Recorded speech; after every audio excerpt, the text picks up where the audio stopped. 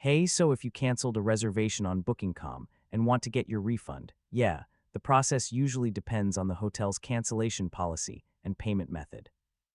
In this guide, I'll show you how to get a refund from Booking.com step by step in 2026. First, open your booking details and check whether your reservation qualifies for a refund. If your booking allows refunds, cancel the reservation through your Booking.com account.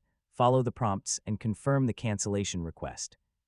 After cancellation, refunds are usually processed back to your original payment method.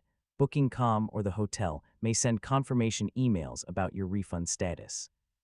Some refunds are handled directly by the hotel, so you may need to contact the property. If the refund is delayed or missing, contact Booking.com customer support through the help center. Refunds can take several business days depending on your bank or payment provider.